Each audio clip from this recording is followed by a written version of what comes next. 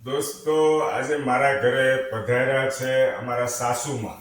અમારા સાસુમાં છે, આગળ વિડીયોમાં બતાવી ચૂક્યો છું. મારી સાથે જોડાયેલા નવા મિત્રોએ કદાચ મારા સાસુમાને નહીં જોયા હોય. ગામ છે બાઢડા, વિરાણી પરિવારમાંથી આજે અમારા મહેમાન બન્યા છે, અમારા ઘરે આવ્યા છે, એની દીકરીની ઘરે આવ્યા છે. ખૂબ આનંદ થાય છે દોસ્તો. અવારનવાર હું મારી સાથે જે બને છે એ ટાઈપના વિડીયો બનાવવાના પ્રયત્ન કરું છું. ફેમિલી સાથેના તમે બધા જુઓ છો, ખૂબ સારો પ્રેમ આપો છો. અને એક બે પ્રશ્ન છે, મારા સાસુમાં આવ્યા છે તો મારા જીવન વિશે એક બે વાત કરું, એક બે સવાલ કરું અને તમારી સાથે શેર કરું. દોસ્તો, મારા વિડીયો તમને પસંદ આવે તો શેર કરતા રહેજો, બીજા મિત્રોને પણ બતાવજો. યુટ્યુબની અંદર મારી ચેનલ છે, એમાં સબસ્ક્રાઇબ કરજો. ફેસબુક અને ઇન્સ્ટાગ્રામની અંદર ફોલો કરજો. તો સૌ પ્રથમ મારા સાસુમાને પૂછું કે અમારા લગ્ન જીવનને કેટલા વર્ષ થયા છે, તમને ખ્યાલ છે? કેટલા વર્ષ થયા છે તમે જ બોલો, ચાલો. 22 વર્ષ થયા છે. 22 વર્ષ થઈ ગયા. જો મારા સાસુમાં છે ને એકદમ સીધા સાદા ભોળા છે, બરાબર છે, ગામડે રહે છે અને ઉંમર પણ થઈ ગઈ છે ઘણી.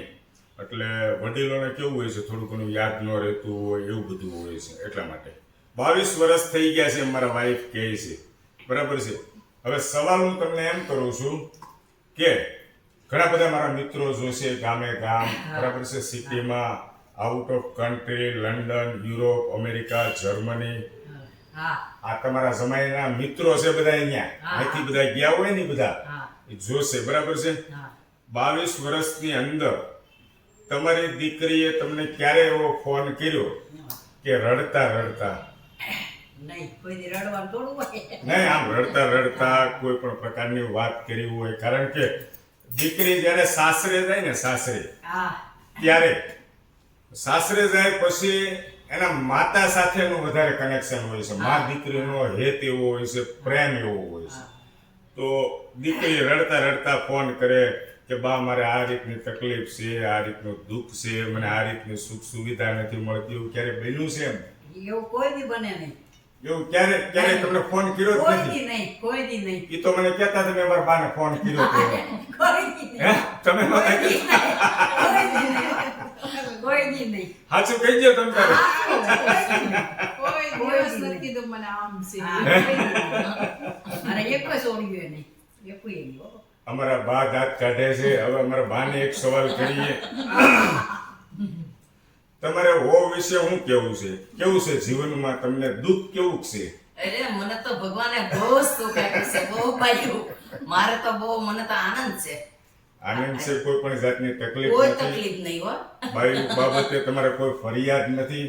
આ તમારા મોઢા ઉપરનું તેજ જોતા જ ખબર પડી જાય. ઘણા મિત્રો મને કહેતા હોય, હેતલ કુમાર તમારા બા બહુ જ હસતા હોય. નહીં, બે બાયું મારે બહુ જ સહારી હો. મને એ તો કોઈ દી નો એનું કાંઈ કહેવાય. અહીં તો બે નું કેવું પડે ને, એકનું કે પછી બીજા બાઈ જોડે ક્રોસ ઓવર. બે પાછું હાર્યું છે. અને બીજો એક સવાલ કરીશ. અમારા સાસુમાએ કીધું કે ક્યારે કોઈ દી ફોન કરીને કીધું નથી. આ સમયની કોઈ ફરિયાદ નથી. એટલે હું છે ને ઊંચો હાલું છું, મને આમ આનંદ થાય છે એમ કે મારી કાંઈ ફરિયાદ નથી.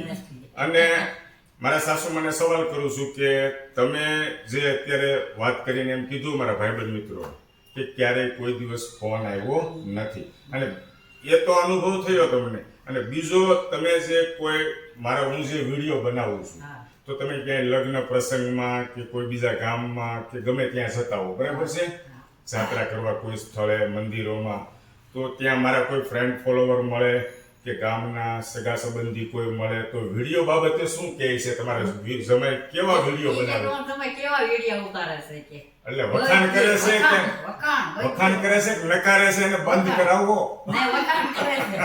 ઈ કે તમારી દીકરી કે બહુ આવે વિડીયામાં, દીકરીને જમાઈ.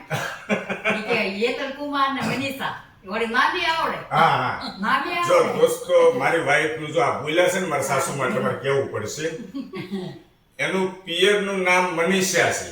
આજ સુધી મિત્રોને કોઈને ખબર નથી, પણ અહીંયા આવ્યા પછી મેં માનસી નામ પાડ્યું છે. માનસી નામ મને ખૂબ ગમતું હતું, એટલા માટે અમે ઘર પરિવારે નક્કી કરીને બધાએ અમે માનસી નામ પાડી દીધું છે. અને રિયલમાં એનું નામ છે મનીષા. એ બધા મોટાભાગના મિત્રોને ખબર નથી, પણ અમારા સાસુમાં બોલી ગયા, એટલા માટે કહેવું પડશે.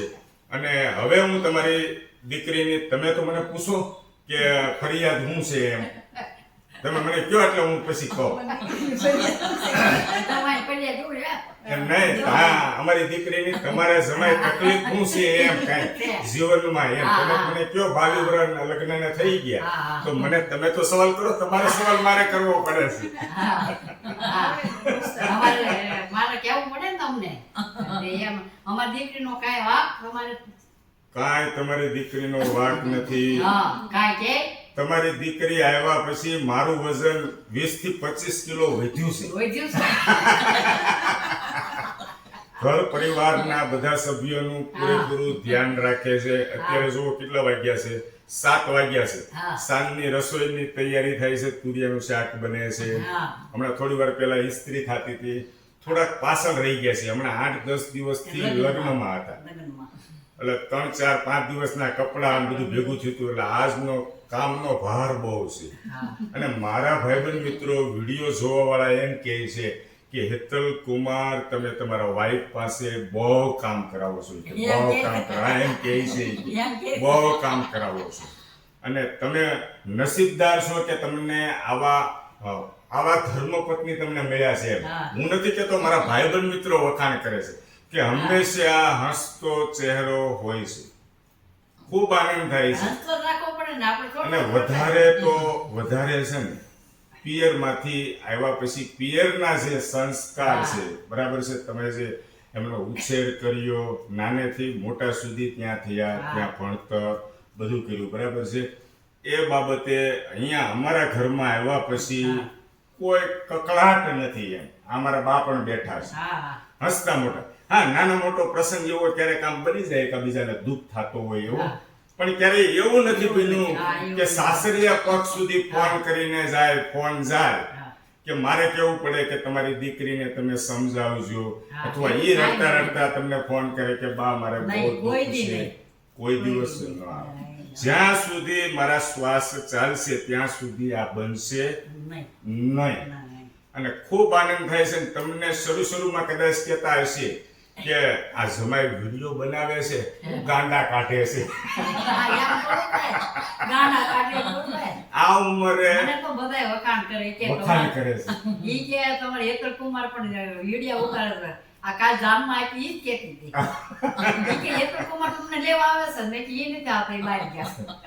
અમારા બાને પણ પૂછું, સવાલ કરું કે તમારો દીકરો વિડીયો બનાવે છે, બરાબર છે, તો તમને કોઈ કાંઈ એવું કહે છે કે એને વિડીયો ન બનાવવા જોઈએ, કે સારા નથી બનાવતા, શું કહે છે? નહીં, હવે બધાય બહુ કહે છે ઈ કે બહુ સારું કામ કરે છે. અને હવે તો બધા છે ને શરૂમાં મારો વાંધો ઉપાડતા, સગા સંબંધી બધા ઉપાડતા, સગાવાલા બીજાને પિન મારીને કે એને કયો, એ મને મોઢે તો ન કે, બીજાને કે એને કયો ને આ નો સારું લાગે, આપણે ન કરાય, બરાબર છે. રસોડામાં ટન પણ મારો એક જ હેતુ છે કે જીવનની અંદર પતિ પત્ની હોય, કે સાઢુભાઈનો પ્રેમ હોય, કે મા દીકરાનો પ્રેમ હોય, કે ભાઈ બહેનનો પ્રેમ હોય, કે મામા ભાણિયાનો પ્રેમ હોય, ગમે તે પ્રેમ હોય, હસતા હસતા ખિલખિલાટ. દોસ્તો, 7000 કરતા વધારે વિડીયો બનાવી ચૂક્યો છું, ફેસબુકની અંદર અપલોડ કર્યા છે 7000 કરતા વધારે વિડીયો. ખૂબ સારો પ્રેમ મળે છે, ગામે ગામ જોવાય છે. અને હરખથી આ લગ્ન પ્રસંગમાં કોઈ પણ જગ્યાએ જઈએ, ખાલી હરખથી હાથ મિલાવે ને તો અંદરથી આમ દિલથી આમ આનંદ, એટલો બધો હરખ થાય, શું વાત કરું દોસ્તો. ગમે ત્યાં કોઈ પણ જગ્યાએ જઈએ, મેસેજ દ્વારા મેસેજ કરીને હાય હેલો નમસ્તે કરે. રોડ ઉપર જતા હોય તો રોડ ઉપર હાથ ખાલી આમ ઊંચો કરે ને, અને આમ ખિલખિલાટ હસતા હસતા એની સામે જોઈએ ને, અને એ પણ આપણી સામે જોઈએ ને, ત્યારે એમ થાય કે નહીં, જીવનનો સાચો આનંદ આ છે. જીવન એવું જીવવું છે કે રોડ ઉપર નીકળીએ ગાડી લઈને અને સામેવાળો વ્યક્તિ આપણી સામે આવે અને મોઢું ફેરવી જાય, એવું જીવન નથી જીવવું.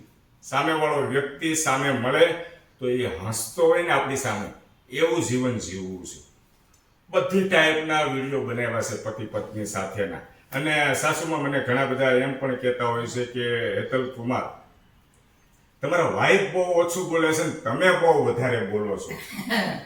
તો એ નાનપણથી જ એનું એવું કામ છે. હા. જ્યારે મેરેજ થયા બરાબર છે 22-23 વર્ષે, તો એ 23 વર્ષનું જીવન એનું કેવું હતું, શું હતું, એ તો મને નથી ખબર. એ તમને જ ખબર હોય. એટલે એ બાબતે તમે શું કહો છો? નાનપણથી જ ઓછું બોલે છે કે અહીંયા આવ્યા પછી ચૂપ થઈ ગયા? એ નાનાથી જ હોય છે બહુ.